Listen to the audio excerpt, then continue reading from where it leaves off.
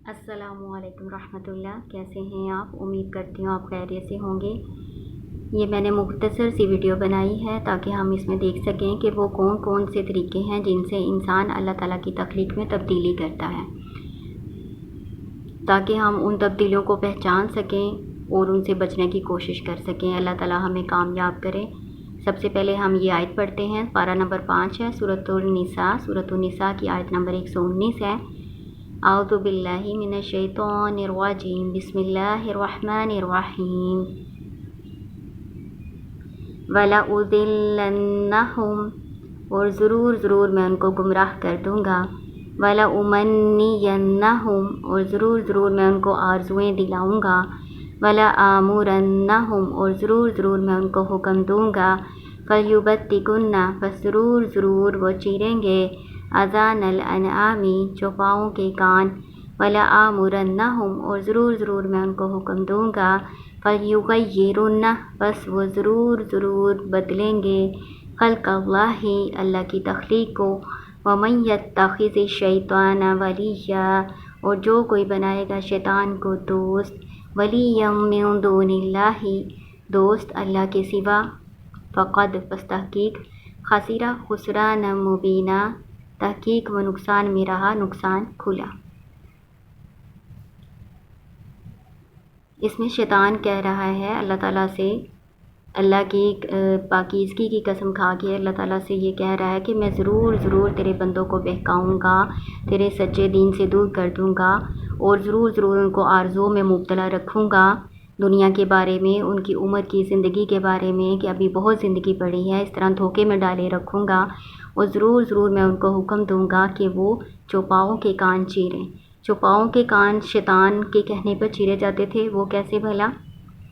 کہ بتوں کے ناموں پر جو جانور چھوڑے جاتے تھے نا، جیسے بحیرہ اور صائبہ، یا پڑھیں گے انشاءاللہ تعالیٰ، تو ان کے کان چیرے جاتے تھے، ایک کا کان چیر دیا جاتا تھا اور صائبہ کے کان میں سوراخ کر دیا جاتا تھا، اور بتوں کے ناموں پہ چھوڑنے کے لیے نشانی کے طور پر یہ کام کیا جاتا تھا۔ تو یہ چونکہ شیطان کے کہنے پر یہ کام ہوتے ہیں، کرتے تو وہ بتوں کے لیے تھے، لیکن شیطان نے ان کو یہ راستہ بتایا تھا کہ ایسے کام کرو۔ وَلَآمُرَنَّهُمْ، اور ضرور میں ان کو حکم دوں گا۔ فَلْيُغَيِّرُنَّ، بس وہ ضرور بدلیں گے، تبدیلی کریں گے، خلق اللہ، اللہ کی تخلیق میں۔ یہ جو ہمارا چھوٹی سی ویڈیو کا موضوع ہے نا، وہ یہی ہے، تو یہ ہم ڈیٹیل سے انشاءاللہ تعالیٰ اس میں دیکھیں گے کہ اللہ کی تخلیق میں تبدیلی کیسے کرتے ہیں اور ان سے کیسے بچنا چاہیے۔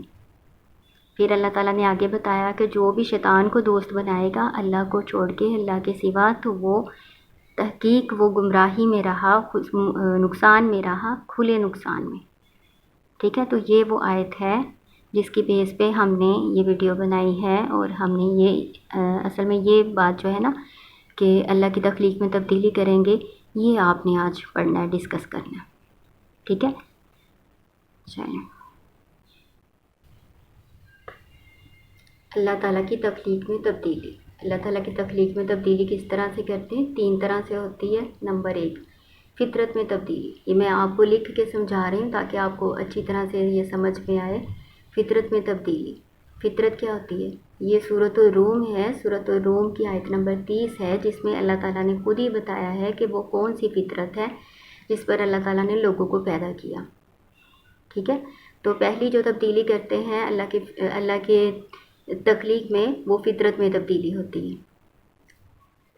عربی اس کی میں پڑھتی ہوں، فطرت اللہ التی فطر الناس لا تبدیل لخلق اللہ، فطرت اللہ کی، وہ جس پر اس نے پیدا کیا لوگوں کو، لا تبدیل، نہیں کوئی تبدیلی، لخلق اللہ، اللہ کی تخلیق میں، اللہ کی تخلیق میں کوئی تبدیلی نہیں۔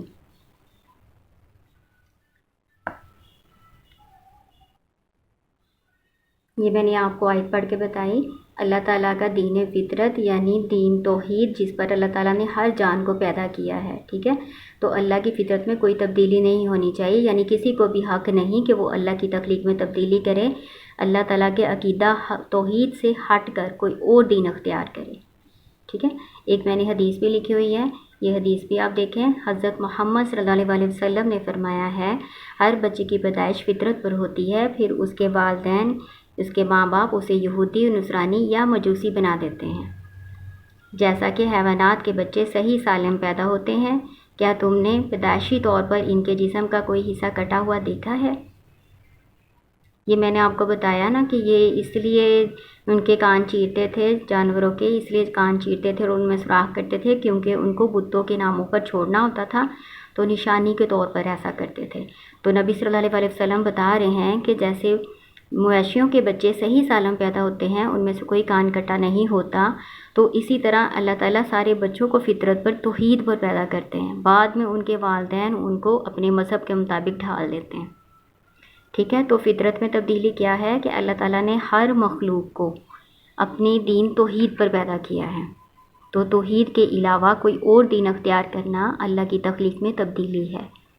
ٹھیک ہے، یہ پہلا نمبر ہے۔ یہ نیچے میں نے کنکلوژن لکھا ہوا ہے، اس کا نتیجہ کیا ہے کہ اسلام دین فطرت ہے۔ اللہ تعالیٰ نے ہر مخلوق کو فطرت یعنی توحید پر پیدا کیا ہے، اور اسلام ہی اللہ کے نزدیک سچا دین ہے، اور اس کے علاوہ کوئی اور دین قابل قبول نہیں ہوگا۔ ٹھیک ہے،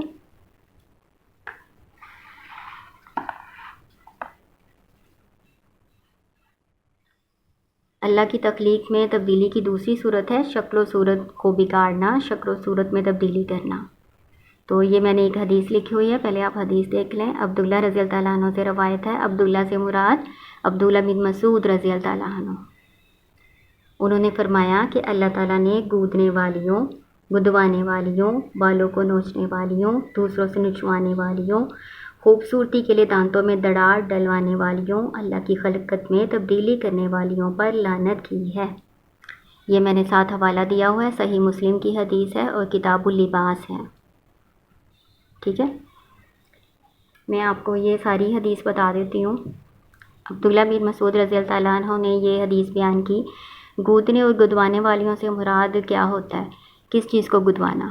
یہ اصل میں ہوتا ہے جسم کی جو سکین ہے نا، اس کو تھوڑا سا کھود کے اس میں سرما یا کوئی پارا یا کوئی ایسی چمکیلی چیز ڈالتے ہیں جس سے پھر وہ تل بن کر ابھرتا ہے، تو اس کو گودنا گدوانا کہتے ہیں۔ آج کے دور میں یہ ٹیٹو وغیرہ ہوتے ہیں نا جو بنائے جاتے ہیں، یہ بھی اسی میں شامل ہیں۔ اور پھر دوسرا بالوں کو نوچنے والیاں، یہ چہرے کے بال نوچنے ہیں، چہرے کے بال، پیشانی کے بال، بلیکنگ وغیرہ کروانا، یہ سارا اس میں شامل ہے۔ ٹھیک ہے، اور دوسروں سے کروانے والیاں یعنی جو کرتی ہیں یہ کام، ان پر بھی لعنت ہے۔ اور دانتوں میں خوبصورتی کے لیے خلا پیدا کرنے والیاں اور کروانے والیاں، ان دونوں پر بھی اللہ کی لعنت ہے۔ دراڑ ڈلوانے سے مراد کہ یہ اس وقت میں ہوتا تھا کہ خوبصورتی کے لیے دانتوں کے درمیان خلا پیدا کروایا جاتا تھا، تو اس طرح یہ بھی ان لوگوں پر بھی لعنت ہے۔ تو یہ حدیث میں نے آپ کو بتا دی ہے کہ شکل و صورت میں کیسے تبدیلی کرتے ہیں۔ یہ میں نے کچھ نیچے لکھا ہوا ہے، وگ لگانا، ٹیٹو وغیرہ بنوانا، اپنی جنس میں تبدیلی کروانا، یعنی مرد جو ہیں وہ عورتیں بن جائیں اپنی جنس چینج کروا کے، اور عورتیں جو ہیں وہ مرد بننے کی کوشش کریں جنس کو چینج کروا کے، یہ بھی بہت سخت گناہ ہے۔ اور اپنے آپ کو بانجھ بنا لینا، بانجھ یعنی بچے پیدا کرنے کی صلاحیت اپنے اندر سے ختم کروا دینا، یہ بھی غلط ہے۔ پھر مردوں کا عورتوں والی مشابہت اختیار کرنا، یعنی ان جیسے کپڑے پہننا، بال بنانا، یا جو کچھ بھی عورتوں والی مشابہت ہوتی ہے وہ اختیار کرنا، اور عورتوں کا مردوں کی مشابہت اختیار کرنا، ایسے لوگوں پر بھی سب پر لعنت ہے۔ ٹھیک ہے،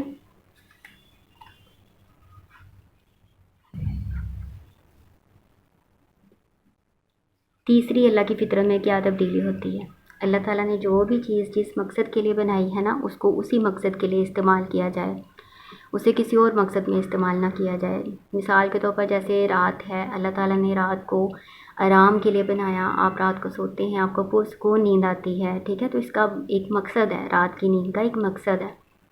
اور دن کو اللہ تعالیٰ نے کام کرنے کے لیے بنایا، ٹھیک ہے، تو آپ اس کو اللہ کی تخلیق میں تبدیلی کریں، رات میں آپ جاگے رہیں اور دن کو آپ سوئیں، تو یہ اللہ کی تخلیق میں تبدیلی ہے۔ ٹھیک ہے، اس طرح روزمرہ کے کام میں ہم کتنے ایسے کام کرتے ہیں جو الٹ ہوتے ہیں، تو یہ آپ نے آگے سے خیال رکھنا ہے کہ ہم نے ہر اس چیز کو جس مقصد کے لیے وہ بنائی گئی ہے اس میں اس کو استعمال کرنا ہے۔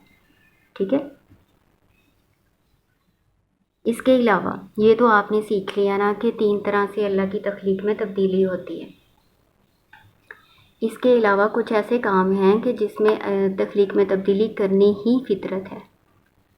جیسے 5 کام ہیں، آپ صلی اللہ علیہ وسلم کی حدیث کے مطابق کہ 5 کام ہیں جو فطرت سے ہیں، جیسے ناخن کاٹنا، مونچھیں کتروانا اور ختنے کروانا اور زیر ناف بال صاف کرنا، بغلوں کے بال اکھاڑنا، یہ ساری باتیں فطرت سے ہیں۔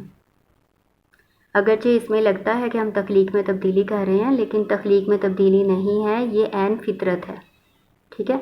پھر اس کے علاوہ کچھ ایسے کام ہیں جو فطرت میں تبدیلی تو ہے لیکن اس میں فائدہ ہے، نفع ہے، اس لیے اس کی اجازت دی گئی ہے، جیسے جانوروں کو خصی کروانا، ٹھیک ہے۔ تو آپ نے کیا سیکھا ہے؟ آپ نے یہاں سیکھا ہے کہ اللہ کی تخلیق میں تبدیلی کیسے کی جاتی ہے۔ یہ میں نے آپ کو بتایا کہ اللہ تعالیٰ کی تخلیق میں تبدیلی 3 طرح سے ہوتی ہے، ٹھیک ہے۔ پہلے اللہ کے دین یعنی توحید میں تبدیلی، دین فطرت میں تبدیلی، ہر بچہ، ہر جان، ہر مخلوق فطرت پہ پیدا ہوتی ہے یعنی توحید پر، بعد میں ان کو بدل دیا جاتا ہے، ان کے دین کو بدل دیا جاتا ہے، تو یہ فطرت میں تبدیلی ہوتی ہے۔ پھر آپ نے سیکھا کہ اپنے جسم میں تبدیلی ہم کیسے کرتے ہیں۔ جسم جو ہے، شکل و صورت جو ہے اللہ کی بنائی ہوئی ہے، تو اس میں کوئی بھی تبدیلی کریں گے تو یہ اللہ کی فطرت میں تبدیلی ہے، ٹھیک ہے۔ یہ میں نے آپ کو حدیث بھی بتائی۔ پھر وہ سارے کام میں نے آپ کو بتائے جو اللہ کی تخلیق کو بدلنے کی طرح ہیں۔ اور تیسرا میں نے آپ کو بتایا کہ ہر وہ چیز جس کو اس مقصد کے لیے بنایا گیا ہو، اسی مقصد میں اس کو استعمال کیا جائے، اس کے علاوہ کسی اور مقصد کے لیے استعمال کریں گے تو یہ اللہ کی فطرت میں تبدیلی ہوگی، ٹھیک ہے۔ پھر اس کے بعد میں نے آپ کو وہ کام بتائے جو ویسے تو دیکھنے میں لگتا ہے کہ ان کو چینج کیا جا رہا ہے، اللہ کی تخلیق کو چینج کیا جا رہا ہے، لیکن وہ اللہ کی تخلیق میں تبدیلی نہیں ہوتی۔ وہ 5 کام ہیں، میں نے آپ کو وہ بتائے ہیں: ختنے کروانا، زیر ناف بال صاف کرنا، بغل کے بال اکھاڑنا اور مونچھیں کتروانا، ٹھیک ہے۔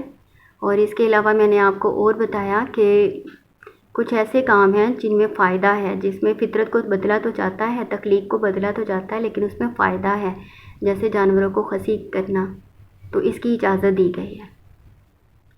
تو امید ہے آپ سیکھ گئے ہوں گے کہ اللہ کی تخلیق میں تبدیلی کس طرح سے ہوتی ہے، کن کاموں کو اختیار نہیں کرنا اور کن کاموں کو اختیار کر سکتے ہیں اور کن کا اختیار کرنا ضروری ہے۔ السلام علیکم ورحمۃ اللہ۔